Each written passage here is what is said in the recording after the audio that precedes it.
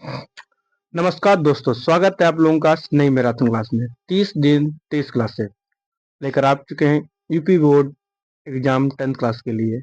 आप लोगों की भारी डिमांड पर कि 30 दिन में अपनी पूरी साल की मेहनत कैसे कंप्लीट करें और कैसे पूरा करें और एग्जाम में अच्छी परफॉर्मेंस दे सकें, उसके लिए हम लेकर आ चुके हैं 30 दिन 30 क्लासेस। इसमें आज हम रियल नंबर समाप्त करने वाले हैं। वास्तविक संख्याएं क्या वास्तविक संख्याएं पढ़ने वाले हैं। तो दबा के इस वीडियो को अपने दोस्तों के साथ जो हाई स्कूल की तैयारी के लिए अभी तक कहीं से भी नहीं पढ़े हैं और कोई भी तैयारी नहीं है तो तुरंत शेयर कर दीजिए। चलते हैं सबसे पहले बिना समय गंवाए हुए सवाल पर। तो सबसे पहले जो सवाल दिया है, कह रहा है यूक्लिड विभाजन एल्गोरिथम का प्रयोग से 90 और 144 का HCF ज्ञात कीजिए। क्या ज्ञात करना है? HCF यानी मासा होता है, वह संख्या उस संख्या से दोनों संख्याएं एक साथ करनी चाहिए। तो देखिए, इसे ज्ञात करने के लिए क्या करेंगे, तो 90 से जो वैल्यू बड़ी है 144, उसे हम भाग देंगे। जैसे 90 से हम भाग देंगे 144 को, तो 90 एकन 90। ठीक है, अब यहाँ से 4 600 उतर आएगा, 0 से 4 गया 4, और यहाँ 14 और 14 में से 9 गया, यहाँ होंगे 5 54। अब 54 से 90 को हम भाग देंगे इस प्रकार से, तो 54 एकन 54। फिर उसके बाद में हम उतारेंगे 10, यहाँ से देंगे 10, 10 में से 4 गया 6। ठीक है, और उसके बाद में यहाँ बचा 3। अब हम 36 से भाग देंगे 54 को, तो 36 एकन 36, कितने बचे यहाँ पे, यहाँ होंगे 14, 14 में से 6 गए 8, और यहाँ 4 एक बचा 3, तो 1, और यहाँ से 36 को भाग देंगे हम, तो 36 एकन सॉरी 18 दूनी 36, 18 दूनी 36। अब यहाँ पे जो शेष फल प्राप्त हुआ है वो क्या प्राप्त हुआ है, हमें 0 प्राप्त हुआ। क्या प्राप्त हुआ है? 0। जब शेष फल जिस पहलू से काटने पर शेष फल अगर 0 प्राप्त हो जाए, याद रखना HCF इसका 90 144 का HCF क्या है? 18 HCF है। क्या HCF है? 18 HCF है। ठीक है, यही उत्तर होगा। इस प्रकार से ही सवाल लगते रहेंगे। समझ में आया है तो कमेंट में तुरंत बताएं। और चलते हैं नेक्स्ट सवाल की ओर। यूक्लिड विभाजन एल्गोरिथम के प्रयोग से 306 और 1314 का HCF ज्ञात कीजिए। वैल्यू दी है हमें कि 306 ग्रेटर देन 1314, यानी 13 और 14 1314 जो संख्या दी है वो हमारे पे हाईएस्ट संख्या है। तो हम क्या करेंगे, 306 से हम भाग देंगे 1314 को। यहाँ से जब भाग देंगे तो देखेंगे यहाँ 3 पद संख्याएं हैं और यहाँ पे 4 संख्याएं हैं। अगर 3 संख्याएं में ले जाएंगे तो 131 होते हैं, लेकिन यहाँ पे है 306, तो हम 4 संख्याओं में लेकर इसे चलेंगे। तो इसे भाग देने के लिए क्या करेंगे, हम यहाँ से ये 2 संख्याएं हैं, इधर की 2 संख्याएं घाप लेंगे।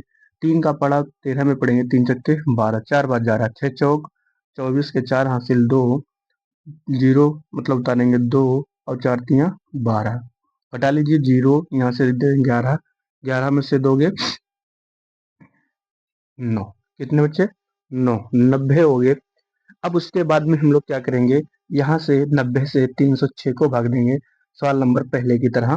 तो 90 0 एक यहाँ कर देंगे, बंद कर देंगे, 9 तियाँ 27, 3 बार जाएगा, 3 0 0, 9 तियाँ 27।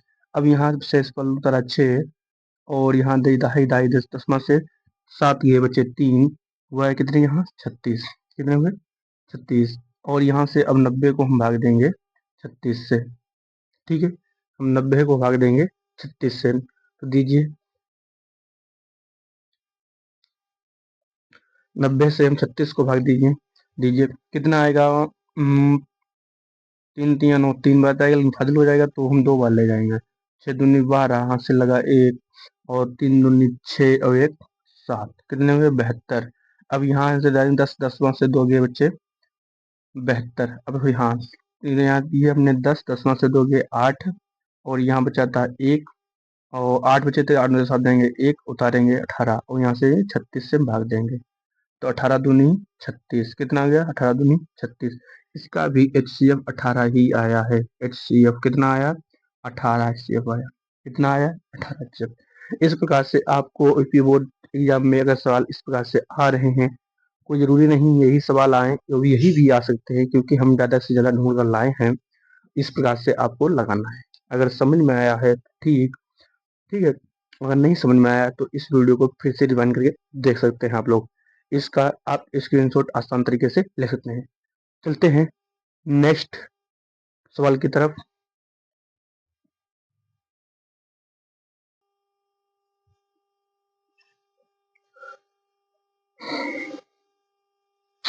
देखिए सवाल नंबर 3 कह रहा है कि संख्याओं 6 और 20 के अभाज्य गुणनखंड विधि से एचसीएफ और एलसीएम ज्ञात कीजिए। क्या ज्ञात करना है हमें? एचसीएफ और एलसीएम ज्ञात करना है। ठीक है, देखिए यह है अभाज्य गुणनखंड विधि द्वारा। तो हम पहले 6 लिखेंगे यानी 6, फिर हम बराबर लगाएंगे और 6 के फैक्टर करेंगे तो 3 दूनी 6 होता है, 2 तिया 6। ठीक है, उसी प्रकार हम 20 के फैक्टर करेंगे तो 5 चक्के 20 होता है, तो हम करेंगे 2 गुणे 2, 2 दूनी 4, पंचे 20। ये समझ में आ गया।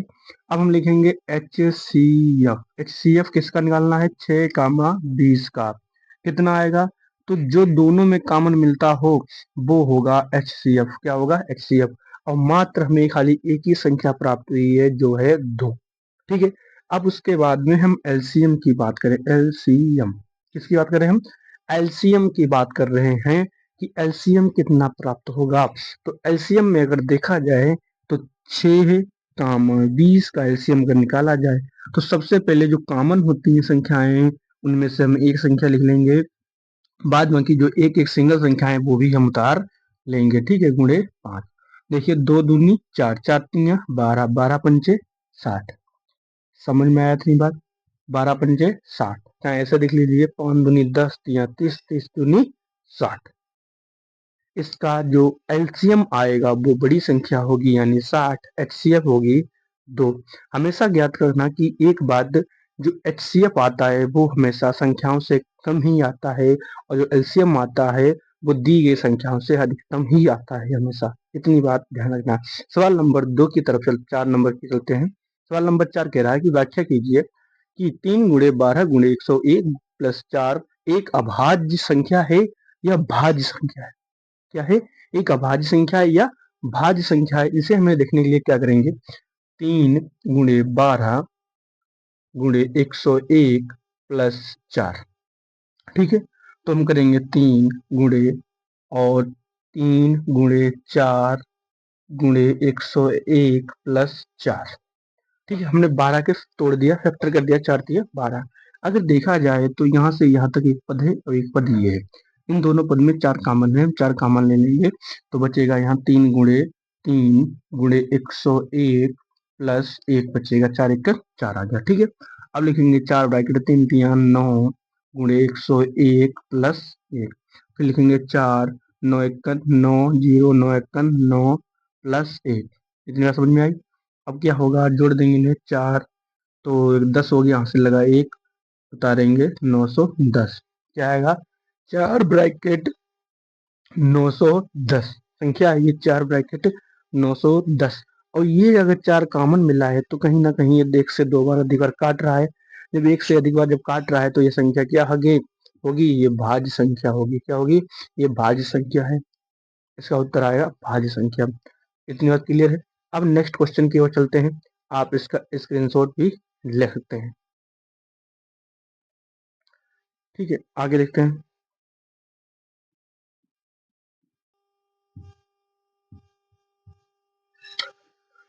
देखिए नेक्स्ट क्वेश्चन नंबर 5 की तरफ कह रहा है यदि HCF 225 कामा 60 बराबर 225 गुणे 5 प्लस माइनस 10x है तो x का मान ज्ञात कीजिए। हमें x की वैल्यू डिफाइन करने को बोल रहा है। कह रहा है इसका HCF इतना है, बट HCF पता कैसे चले कि इतना है कैसे? तो हमें HCF निकालना पड़ेगा। क्या करना पड़ेगा? HCF निकालना पड़ेगा। HCF निकालने के लिए हम क्या करेंगे कि 225 कामा 60 HCF निकालें। ऐसी संख्या से भाग देंगे जो दोनों में कॉमन होनी चाहिए। क्या होनी चाहिए? कॉमन होनी चाहिए। कॉमन करने के लिए हम करेंगे यहाँ से 5 चक्कू 20, पचम 25 और 5 चिकन 5 दूनी 10। अब यहाँ पे 12 है, यहाँ पे 15 45 है, तो 3 शायद डिवाइड होगी। 3 से करेंगे 3 1 3 3 25 15 3 चक्के 12। अब ये संख्या नहीं कटेंगी, एक ही संख्या से, कोई संख्या ऐसी है ही नहीं, या खुद से कटेंगी या अन्य अलग अलग संख्या से कटेंगी। तो क्या आएगा, 5 × 3 यानी 15। 15 क्या है हमारा, HCF है।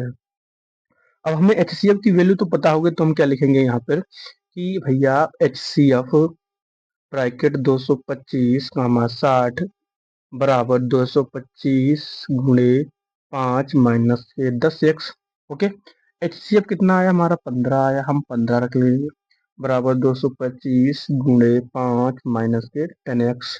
ओके, 15 बराबर 5 25 के 5 हासिल 2, 5 दूनी 10 के 12 हासिल लगा 1, और 5 दूनी 10 1 11 माइनस के 10 से x कितना आया 1125।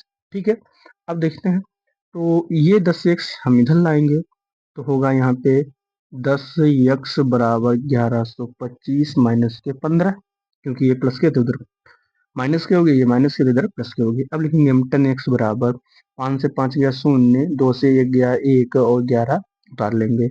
अब x के गुणा में 10 तो ये बटे में जाएंगे, तो हमने कर दिया बटे में, 0 से 0 डिवाइड कर दिया, बचे कि हमारे पास 111 वैल्यू बची।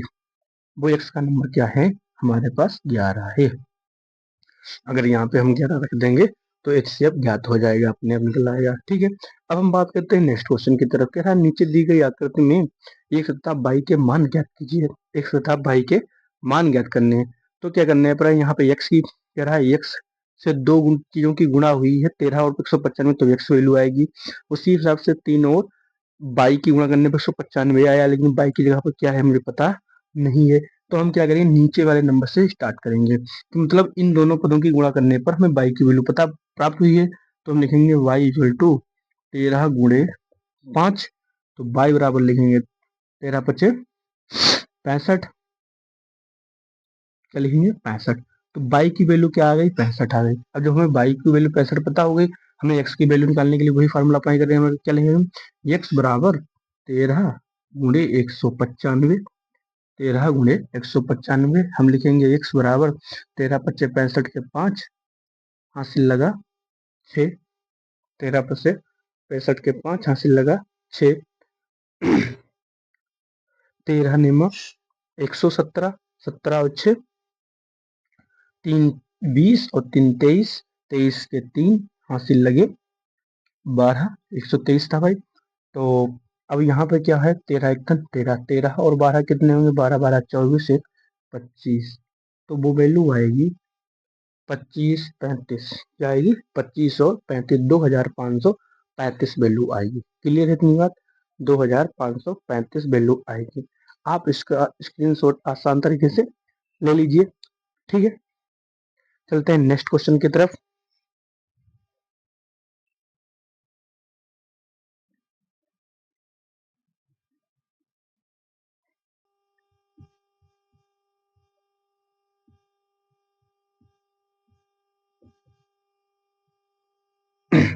देखिए क्वेश्चन नंबर 7 दिया गया है, सिद्ध कीजिए कि 5 कामा अंडर सॉरी सिद्ध कीजिए कि 5 माइनस 2 अंडर रूट 3 एक अपरिमेय संख्या है।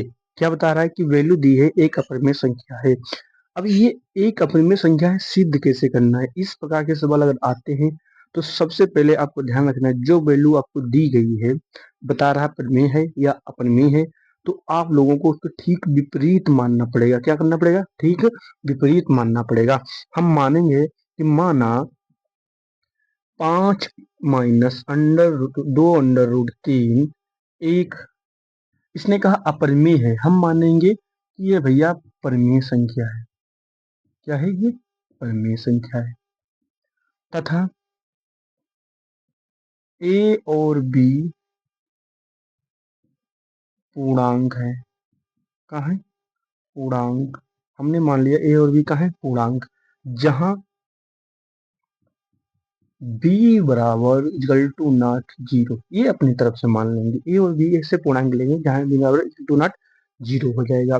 ठीक है, तो क्या होगा, 5 माइनस 2 अंडर रूट 3 बराबर होगा ए अपॉन बी। क्या होगा, ए अपॉन बी। इतनी बात क्लियर है। अब उसके बाद हम क्या करेंगे, ये 5 है उधर जाएगा, हम लिखेंगे यहाँ पे माइनस के 2 अंडर रूट 3 बराबर ए माइनस के ए बटे बी माइनस के 5। इतना क्लियर है। अब इसे हम माइनस से अगर हम गुणा कर देंगे या माइनस से हम इसे भाग देंगे तो माइनस से गुणा कर देंगे, गुणा करने पर जो मेरे पास वैल्यू प्राप्त होगी वो होगी 2√3 बराबर -a/b प्लस के 5। तो सही क्रम में लिख लेंगे इसे हम 2√3 बराबर 5 -a/b। इतना के इसे हम डायरेक्ट भी कर सकते थे लेकिन किया नहीं। अब यहाँ पे हम इसके हर बराबर कराएंगे। जब हर बराबर कराएंगे इसके हम तो 2√3 बराबर होगा 5b -a/a कैंची गुणा। समझ में आया? सॉरी यहाँ पे b है, ठीक है b।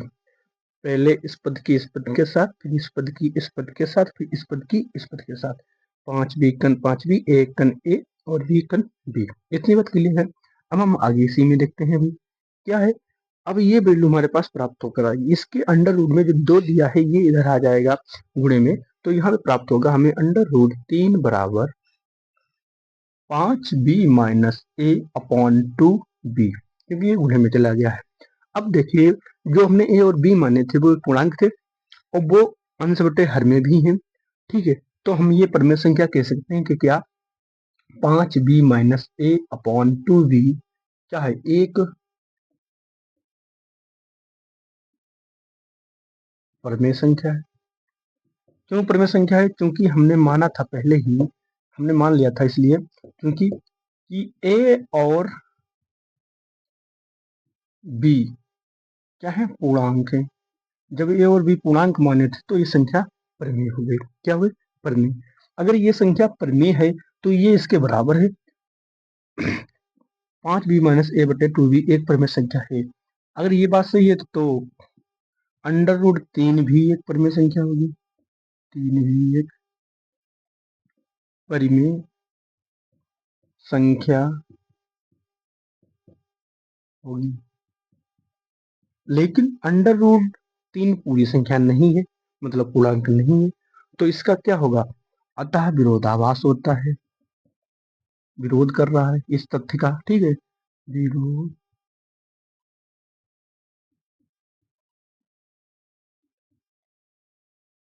अतः इसका विरोधाभास होता है कि √3 एक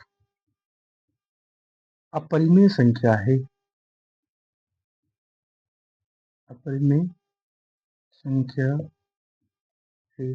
बस यही सिद्ध करना था हमें और जो हमने सिद्ध कर दिया था। पहले क्या करना है, सबसे ठीक इसके विपरीत संख्या में डिवाइड करनी है या इसकी वैल्यू हमें पता करनी है। तो आप इसका स्क्रीनशॉट ले लीजिए और उसे हल करेंगे। हल करने के बाद में इसका अतः में हम अंत में इसका क्या करेंगे, विरोधाभास करने के बाद वो संख्या हमारे पास प्राप्त होगी। चलिए चलते हैं नेक्स्ट क्वेश्चन की तरफ।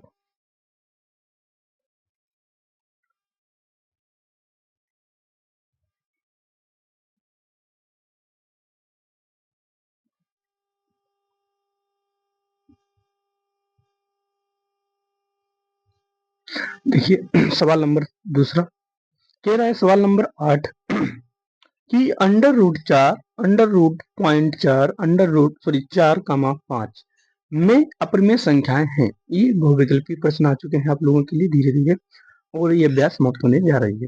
देखिए कह रहा है कि √4, अगर हम 4 की वैल्यू को हल करेंगे तो 2 गुणे 2, तो वर्गमूल हो गया तो उसका वर्ग आएगा 2, वर्गमूल क्या आएगा 2। लेकिन अगर √0.4 यानी यहाँ पे 0 पॉइंट है, अगर 0.4 का हल करेंगे तो इसे 0.2 करके 0.2 आएगी, जो कि पूर्ण संख्या नहीं है। और पूर्ण संख्या नहीं है तो ये क्या है, अपरिमेय है। क्या है? अपरिमेय। 4 भी पूर्ण है, 5 भी पूर्ण है, लेकिन ये √0.2 4 जो संख्या है ये पूर्ण नहीं है, इसलिए क्या होगी, ये अपरिमेय संख्या होगी। क्या सिद्ध कीजिए कि 2 प्लस अंडर रूट 2 प्लस 3√2 एक अपरिमेय संख्या है। ये सवाल हम आपको होमवर्क के लिए दे रहे हैं। अगर ये लग जाए तो ठीक है, ना लगे तो कमेंट बॉक्स में तुरंत बोल देना कि सर जी नहीं लगा। कमेंट बॉक्स में बोल देना सर जी नहीं लगा, हम इसका तुरंत सोल्यूशन शॉर्ट वीडियो के माध्यम से आपको दे देंगे। नेक्स्ट क्वेश्चन की तरफ चलते हैं। कह रहा है सवाल नंबर 10, ये लास्ट सवाल है। निम्नलिखित निम्न में से अपरिमेय संख्या है कह रहा है निम्न में से अप्रमेय संख्या क्या है? ये अंश बटे हर के रूप में है, ये प्रमेय है। ठीक, उसके बाद में ये भी, यहाँ से अगर पॉइंट हटाएंगे तो बटे में 10 हो जाएंगे, ये भी प्रमेय संख्या हो जाएगी। यहाँ पर अगर इसे हल करें तो 5/√16 है, इसे हल करेंगे तो क्या होगा 5/4 अंडर रूट में, अब डबल है तो ये निकल आएगी, सिंगल के लिए 5/4 होगी, ये भी प्रमेय संख्या है। बट पाई की कोई वैल्यू डिफाइंड नहीं होती है, तो यहाँ पर जो उत्तर होगा वो क्या होगा, पाई होगा। क्या होगा, पाई। क्या उत्तर होगा, ये पाई उत्तर होगा। ये लास्ट क्वेश्चन जो हमारे थे, आप इसका स्क्रीनशॉट ले लीजिए। ठीक है, ये 10 क्वेश्चन हमें मिले जो कि बहुत ही इंपॉर्टेंट और महत्वपूर्ण थे आपके रियल नंबर से। ठीक इसी प्रकार 30 दिन 30 क्लासे लेकर हम आपके लिए आ रहे हैं डेली प्रतिदिन, और ये उसमें से पार्ट 1 है। पार्ट 2 अगले दिन आ जाएगा आप लोगों के लिए। तब तक के नमस्कार, और ये वीडियो अपने लोगों दोस्तों को शेयर करना ना भूले, क्योंकि उन लोगों ने भी अगर तैयारी नहीं की है तो ये आधा घंटा या 20 मिनट के वीडियो में उनकी तैयारी आसान तरीके से हो सकती है। मिलते हैं नेक्स्ट वीडियो में, तब तक के लिए जय हिंद।